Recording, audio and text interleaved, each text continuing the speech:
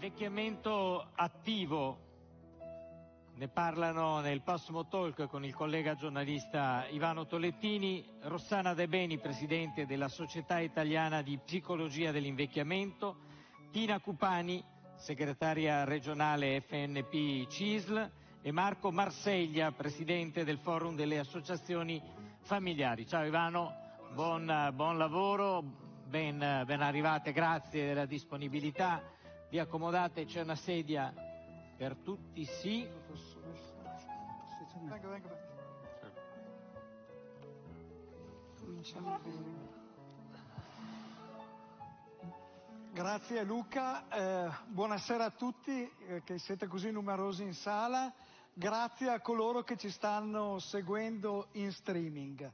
Ringrazio la professoressa Rossana De Beni, per tanti anni ordinario di psicologia generale all'Università di Padova, nonché presidente della Società Italiana dell'Invecchiamento. Tina Cupani, che è presidente del principale sindacato dei pensionati del Veneto, che è la CISL, e Marco Marseglia, che è presidente del Forum delle Associazioni dei Familiari del Veneto.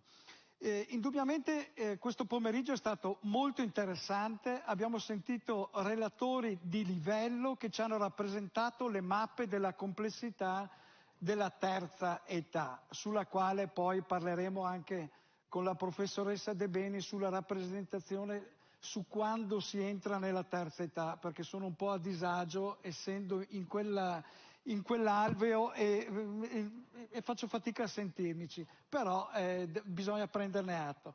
Ecco, siccome c'è il rischio di essere negativi, e questo è inevitabile quando si comincia con l'ultima stagione che si spera sia il più lungo possibile della nostra esistenza, io partirei dalla professoressa De Beni.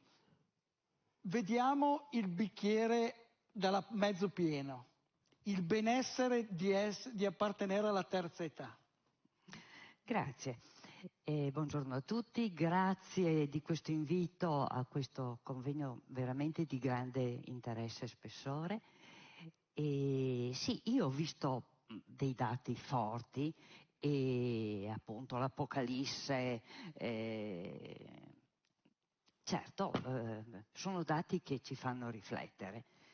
Certo, la demografia poi, i dati demografici parlano chiaro, avremo un'enorme quantità di anziani. Io credo di essere rappresentativa, non va mai bene parlare di se stessi, ma io sono del 50 e i boomers siamo noi. Ecco, i boomer siamo noi e possiamo preoccuparci, noi siamo già entrati in questa età.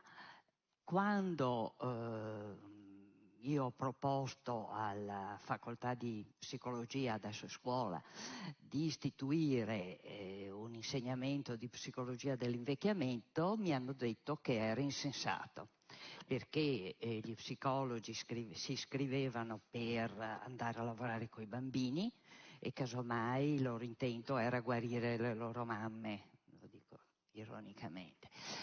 E che non si vedeva la necessità di questo. E io quando ho lasciato la mia cattedra l'ho lasciata sdoppiata, nel senso che non solo ho sempre avuto aule strapiene, ma hanno dovuto sdoppiare l'insegnamento per questo interesse.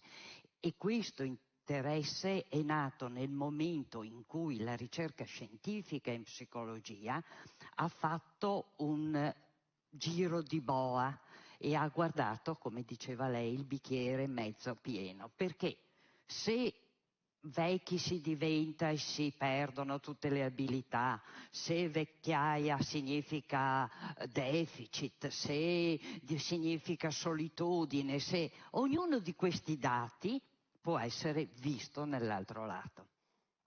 Ecco, facendo questo giro di boa, la ricerca scientifica sull'invecchiamento ha dato origine a un numero esponenziale di dati pubblicati nelle riviste scientifiche accreditate negli ultimi anni, con un incremento di questo.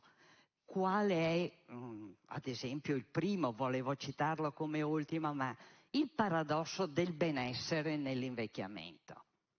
Questi sono dati che abbiamo prodotto noi a Padova nei laboratori e frequentando l'Università della Terza Età, raccogliendo gli anziani anche in ambiti dove vivono ma anche dove si aggregano, e con strumenti idonei abbiamo potuto verificare da un confronto dai 20 ai 90 anni che l'età più felice, l'età in cui si percepisce maggior benessere, sono gli anni avanzati.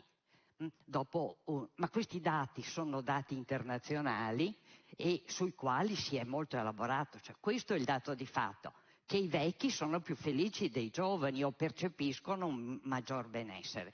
Questo ha delle radici molto fonde sulla ricerca, perché la parte del cervello che elabora gli stimoli emozionali, che è relativa all'affettività, è la parte del cervello che è meno toccata dalla... Quindi, invecchiando, sicuramente si perde qualcosa, ma come in tutte le età ci sono guadagni, e se si guardano questi guadagni si vede un anziano a 360 gradi che è molto più propenso ad impegnarsi nella cura dei nipoti. Nonnità viene chiamata, mentre una volta si parlava di genitorialità, adesso si parla di nonnità. È molto più propenso a lavorare nel volontariato, è molto più propenso a condividere le sue esperienze. Il dottor Mazzotto parlava adesso del fatto che quando manca qualcuno, qui c'è un problema di considerare l'expertise dei vecchi, non considerare i vecchi come da gettare. Se si guarda l'expertise dei vecchi, questi sono in grado di passare il testimone. E qui entriamo nel tema dell'intergenerazionalità. Ci sono tantissimi temi, ma guardando il bicchiere mezzo pieno abbiamo un numero rilevante di evidenze scientifiche che ci dicono che dal punto di vista dei processi cognitivi qualcosa si perde, ma qualcosa si guadagna. Dal punto di vista dell'affettività, i guadagni sono incredibilmente superiori alle perdite. Questo è un altro argomento, lo trattiamo dopo perché è molto interessante. Va bene. Comunque, a questo proposito, proprio rifacendomi a quello che diceva anche Matteo Marzotto sul discorso della Silver Economy, c'è un bellissimo film con Robert De Niro, The Internal, lo stagista inaspettato, no? Questa persona di una certa età che arriva all'interno di un'organizzazione. Ecco, con Tina Cupani, che è presidente dei pensionati del sindacato della CISL. Innanzitutto diamo un po' di numeri di quanti iscritti avete, che cosa rappresentate, come siete inseriti? Beh, innanzitutto volevo portare i saluti del mio segretario nazionale che doveva essere qua oggi, che per impegni sopravvenuti non è riuscito ad esserci, però ci teneva molto. Noi siamo una forza sindacale importante, abbiamo a livello nazionale più di 1.600.000 iscritti, nel Veneto come pensionati CIS del Veneto più di 163.000, quindi abbiamo un ruolo di rappresentanza che è un ruolo che ci impegna, ma ci gratifica anche nel nostro ruolo di rappresentare quella risorsa importante e collettiva del nostro paese, del nostro Veneto, che sono gli anziani, e che sono una risorsa per la famiglia, per le nostre famiglie, per la società, ma per il paese intero. Quindi qual è la nostra funzione? Saper garantire le tutele a questo mondo che rappresentiamo. Io dico sempre che noi rappresentiamo non solo i nostri iscritti, noi rappresentiamo tutti gli anziani deboli e fragili che hanno bisogno di voce, di rappresentanza e spesso non la trovano da nessuna parte. Quindi noi cerchiamo di rafforzare le tutele, di garantire i diritti nei livelli che ci sono possibili e che noi cerchiamo di presidiare. Noi ragioniamo non solo su invecchiamento attivo in salute, comunque è un invecchiamento che veda socialità, ma anche siamo nei tavoli con la Regione, quando prima si parlava di PNRR, di missione 5, di missione 6, case di comunità. Noi siamo con una presenza molto continua e anche propositiva nei tavoli della Regione. Tutti quei dati che prima ci hanno rappresentato sono dati che noi come pensionati del Veneto seguiamo con costanza. Dai 3-4 anni che ho questo ruolo, io li seguo molto attentamente e a volte noi li integriamo anche con sondaggi, ricerche, approfondimenti nostri. Quindi noi cerchiamo di presidiare tutta la parte sanitaria per gli anziani, soprattutto per la parte che riguarda i non autosufficienti. Presidiamo il sociale attraverso un ruolo importante che noi vorremmo continuare ad avere con i sindaci e con i comuni, ma in una prospettiva di partenza degli ambiti territoriali sociali rafforzata. E noi rappresentiamo i pensionati anche nella tutela del valore delle pensioni, perché un pensionato povero è un pensionato che in qualche maniera fa fatica anche lui ad arrivare a fine mese, però in una condizione di fragilità e di difficoltà che indubbiamente è superiore. E questo è uno dei grandi problemi. E questo è un superiore, perché noi, facendo un ragionamento sull'andamento demografico e sulla longevità, dobbiamo ricollegarlo anche all'andamento della revisione del sistema pensionistico. Per cui se noi nel Veneto attualmente abbiamo un valore medio delle pensioni che in qualche maniera permette di vivere con dignità, in un ragionamento di prospettiva, perché il compito nostro è non leggere solo il dato dell'adesso, ma fare quel ragionamento di proposte politiche del divenire, che deve fare anche da questo punto di vista una riflessione. Le pensioni future, con la modifica del sistema previdenziale, pensionistico, saranno ancora più basse di quelle che sono adesso, e quindi anche quel ruolo aumenterà la vita media, diminuirà il valore della pensione, ci saranno tutta una serie di problemi di allineamento, ovviamente, di tipo sociale. E quindi guardate che è un impatto sul sociale e sul quotidiano che è veramente di fondamentale importanza, e quindi noi da questo punto di vista vorremmo che la nostra politica, i nostri sindaci e chi ci governa abbia la capacità di leggere questi dati, in modo che nella proposizione di politiche per il futuro non lasci emarginata questa fascia di popolazione che adesso, diciamocelo, svolge anche un ruolo di welfare familistico. E mettiamo i nonni, e mettiamo i caregiver, e mettiamo tutto quello che nella società, attraverso anche il volontariato, noi facciamo, è una risorsa importante, e quindi noi vorremmo continuare a garantire con la nostra tutela, con la nostra azione, questo tipo di mondo e di radicamento nel sociale, però all'interno di tutele che devono essere assolutamente garantite. Certo, Tina, in effetti la questione è di fare rete a vari livelli per supportare le fasce della popolazione più deboli e più fragili, poi soprattutto, come abbiamo visto anche prima, quando entrano delle dinamiche di tipo sanitario, perché se sei vecchio ma stai bene è un conto, se sei vecchio e hai tutta una serie di problemi medici, ovviamente cambiano i parametri, e anche per la società è una questione di sostenibilità. A questo proposito, Marco Marseglia, tu che sei presidente della rete delle famiglie, il ruolo della famiglia, per usare una vecchia definizione, questa spinta propulsiva, ma le famiglie cambiano, no? Nella rete sociale. Abbiamo visto le prospettive che parlano addirittura di una famiglia mononucleare che sarà prevalente fra qualche decennio. Ma in questo momento il vostro ruolo come si configura?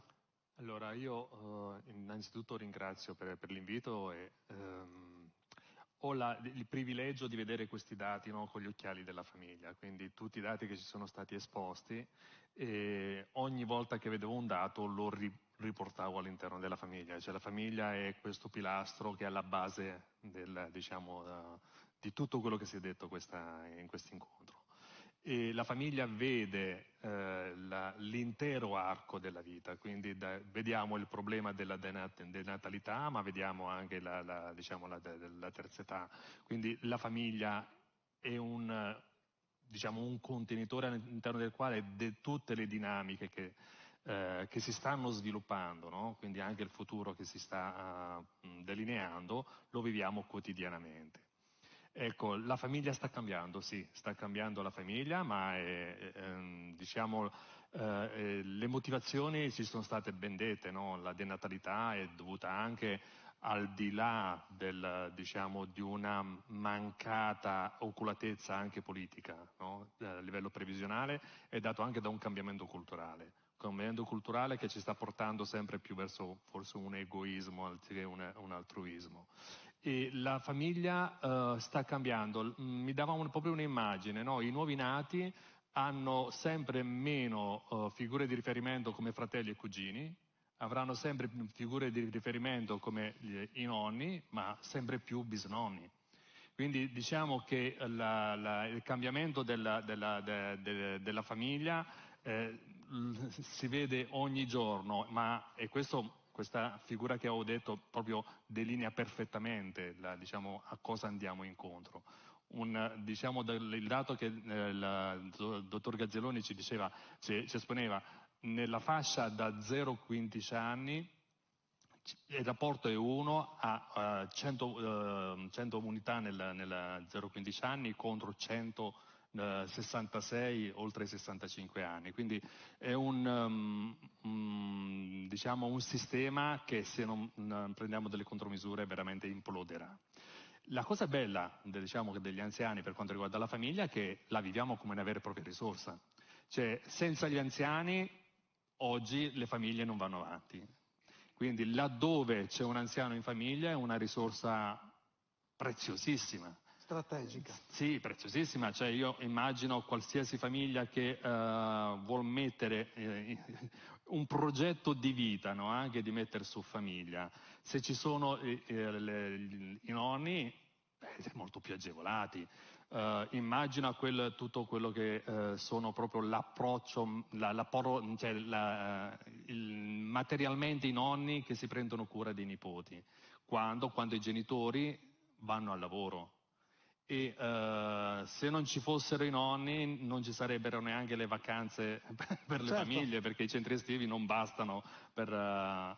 Quindi gli anziani all'interno di una famiglia non da sottovalutare anche il ponte culturale, no? Gli anziani per la famiglia sono le radici, sono la trasmissione di valori, sono i figli, c'è anche più coesione perché sono un modello di una famiglia che sta cambiando, ma è un modello.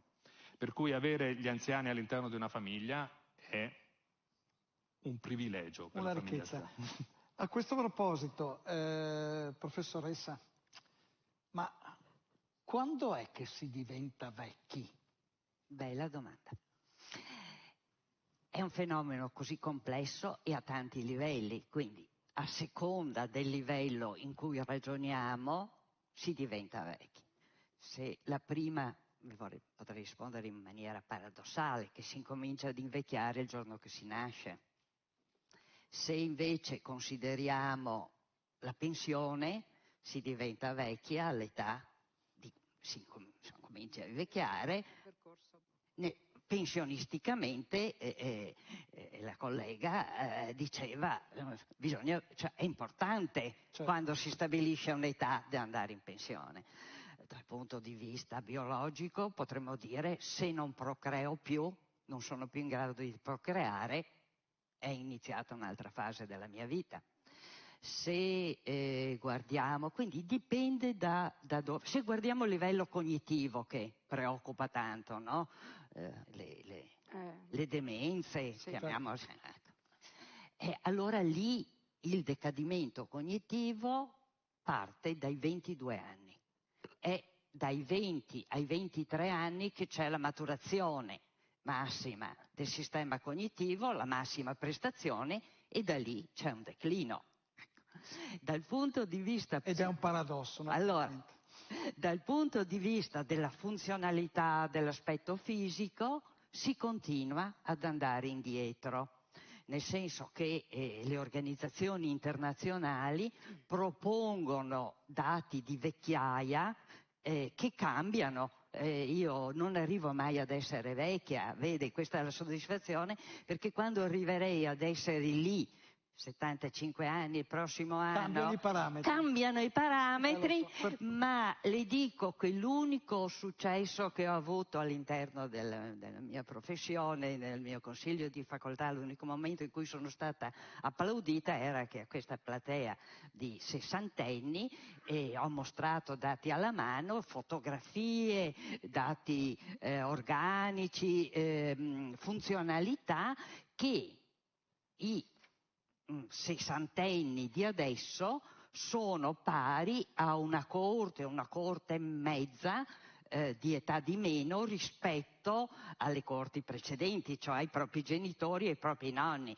Quindi un 65enne di oggi è pari a un 50-55enne della coorte precedente, e questo è come evidente da un certo punto di vista. Tina, come si muove all'interno del territorio un sindacato dei pensionati nel rapporto con i comuni, nel rapporto con le istituzioni? Volevo fare solo una precisazione sul ragionamento che si era fatto quando si è anziani. La legge delega 33, nell'applicazione col suo primo decreto, quello 29 del 2024, ha definito per legge quando si è anziani, cioè a 65 anni. Hanno detto a 65 anni tu sei anziano, salvo poi in un secondo step precisare che comunque hai diritto ad accedere a quelle tutele e quei servizi che riguardano la non autosufficienza solo a partire dai 69. Quindi questo è un meccanismo legislativo un po' assurdo, e so che ne parlerete domani, però la legge sulla non autosufficienza ha bisogno non di definire l'età, ma di essere finanziata e diventare a tutti gli effetti operativa nel nostro Paese. Cosa facciamo noi nella relazione nel territorio? Noi abbiamo rapporti nei tavoli della contrattazione o negoziazione sociale con i nostri comuni, quindi siamo parte attiva di quegli incontri che si fanno con i sindaci. Noi vorremmo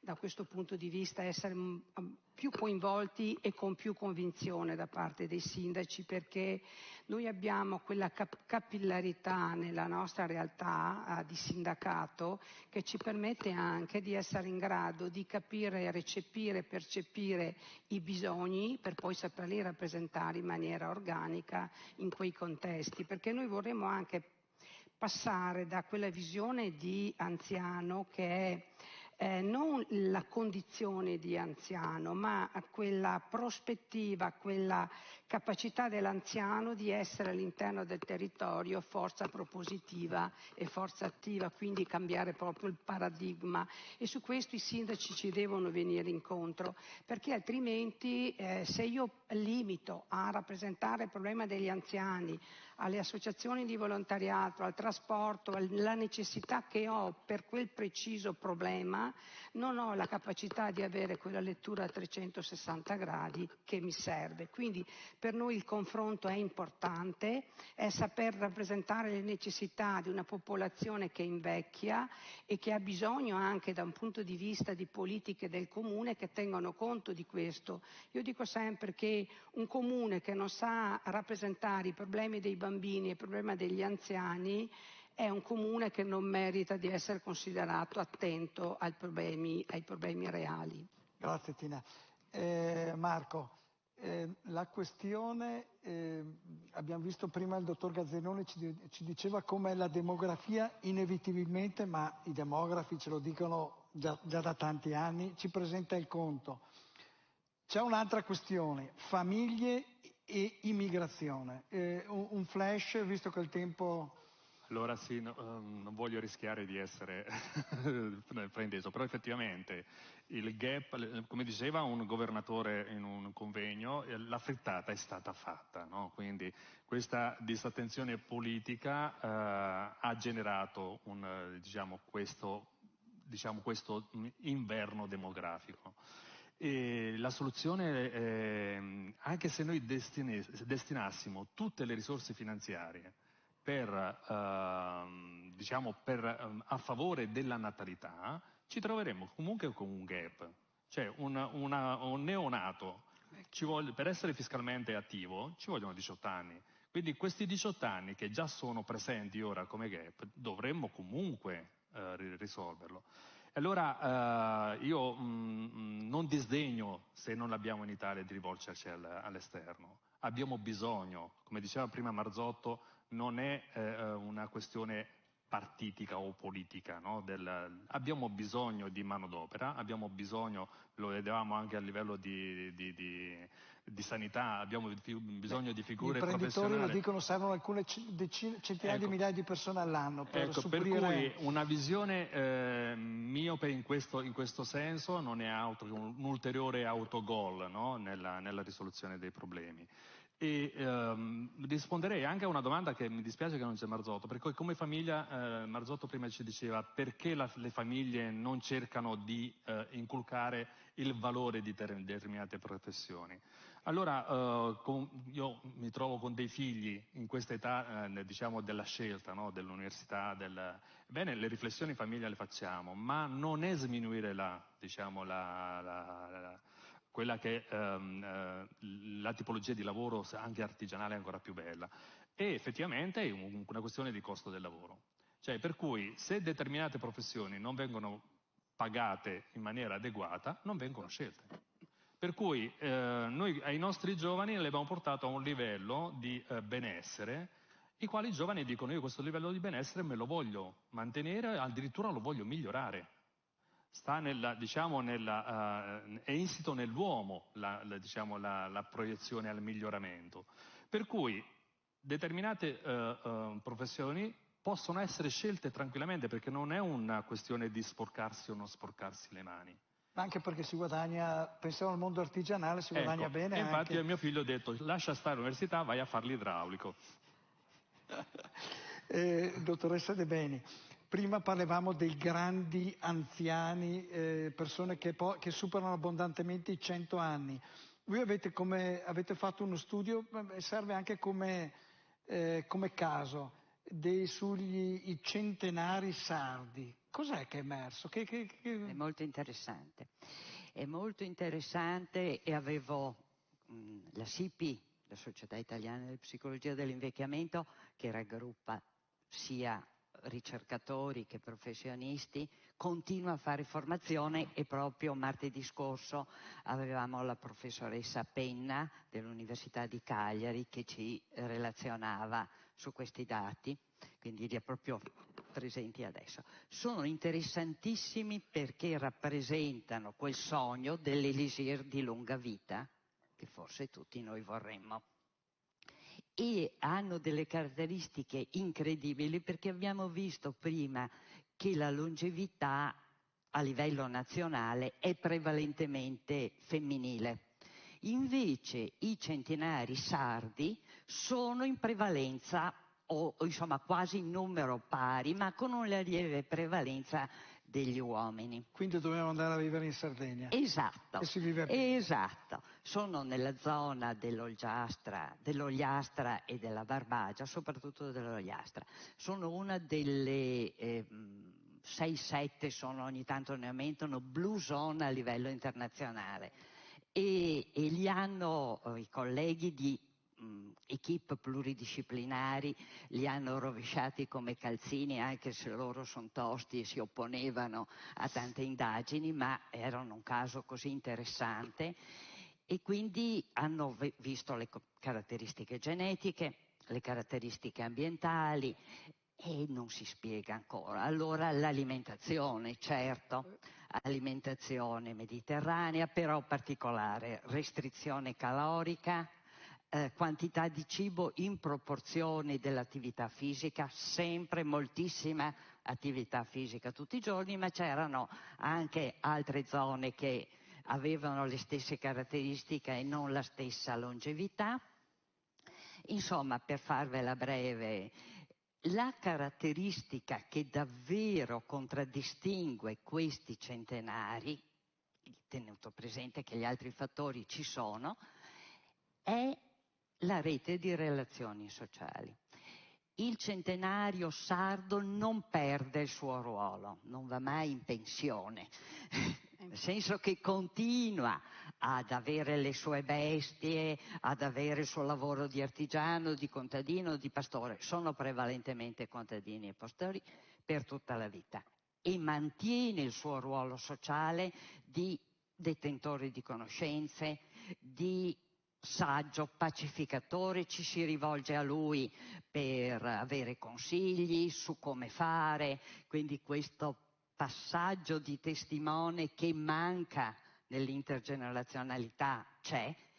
Abbiamo studiato anche i giovani che riconoscono questo valore dell'anziano, quindi, e gli anziani d'altra parte sono disponibili nel loro ruolo a passare le conoscenze, ad essere generosi e aperti in questa modalità. E questa a livello internazionale è stata riconosciuta come la variabile critica e che fa sì che i centenari sardi, in prevalenza maschi rispetto, lo ripeto perché qui dentro vedo tanti uomini, e questo argomento dell'invecchiamento e della longevità ci vede tutti interessati. Qui non abbiamo conflitto di interessi chiaro tutti quanti. Cioè, non è che l'invecchiamento riguarda gli altri. Certo. Il mio professore, Marcello Cesabianchi, ha scritto un libro, Vecchio sarà lei. Invece il giro di boa lo dobbiamo fare nel senso che i vecchi siamo noi o saremo noi, ci auguriamo, e quindi vogliamo davvero pensare non una soluzione per gli altri da noi, che sono poveri, che sono vecchi, che sono dementi, che sono lontani, no, da noi. Noi, mi permetta di dire una cosa che ha detto il grande genio, quello che ha inventato il termine caregiver, il professor Vitaliano, università canadese, quando è venuto da noi. Ha detto: vedete in questa sala? Ecco, noi qui abbiamo, e era una sala di trentenni, ventenni, trentenni, se noi qui dentro abbiamo altissima probabilità di diventare caregiver. Non è una cosa che riguarda gli altri. Ognuno di noi ha, anzi se lo deve augurare, di diventare caregiver, ma ancora di più ognuno di noi qua dentro avrà bisogno di caregiver. Riguarda noi, e questo è il motivo per cui dobbiamo lavorare in conflitto di interessi. Assolutamente, nella Silver Economy. Grazie professoressa De Beni, grazie a Tina Cuppani, grazie a Marco Marseglia per questo incontro e buona serata. Grazie. Grazie.